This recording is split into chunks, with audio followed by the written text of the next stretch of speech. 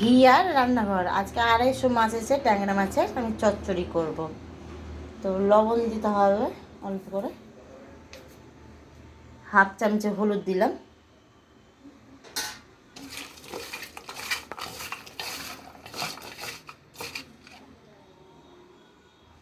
তো কড়াই একটু তেল ছিল, ওই কড়াইয়ের মধ্যে আমি তেল ঢাললাম মাছ ভাজবো যেটা।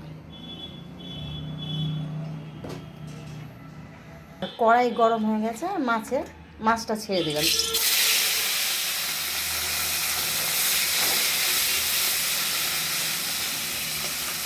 তো আমার মাছটা ভাজা হয়ে গেছে, উঠিয়ে নেব মাছটা। আমার যেটুকু মাছ ছিল সেটা ছেড়ে দিলাম। তো মাছ ভাজা হয়ে গেল আমার কমপ্লিট মাছ ভাজা।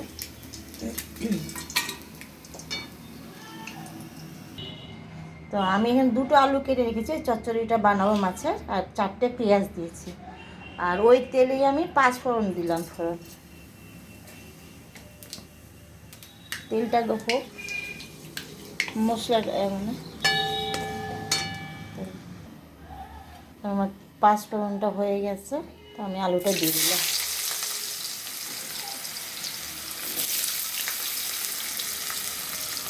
তো আমি পেঁয়াজ যেটা কেটে রেখেছিলাম ওই আলুর মধ্যে দিয়ে দিলাম। এবার লাল করে ভাজতে হবে এটাকে আলুর সাথে।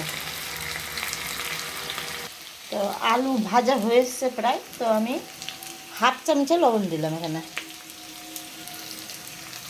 এখানে আছে 2 চামচে বাটা তোমার জিরা গুঁড়ো, আর 2 চামচে লঙ্কার গুঁড়ো। তো এটা গরম জলে আমি ভিজিয়ে রাখলাম একটু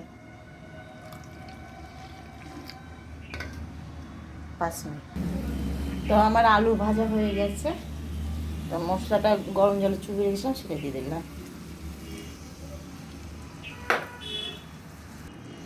তো আমি হাফ চামচে দিলাম, হলুদ দিলাম, আর অর্ধেকটা টমেটো কাটা ছিল সেটা দিলাম, আর 4-5টা কাঁচা লঙ্কা দিলাম।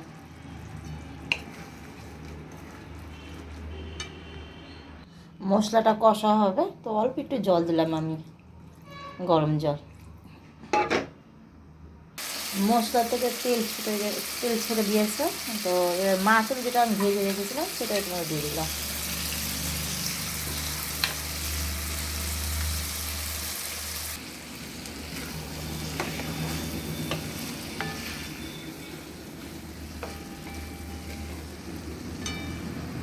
তো আমি 15 মিনিট পর ফিরে আসছি। তো আমার মাছের চচ্চড়ি হয়ে এসছে, তো একটু নামানোর আগে ধনেপাতা দিলাম পরিমাণ মতো।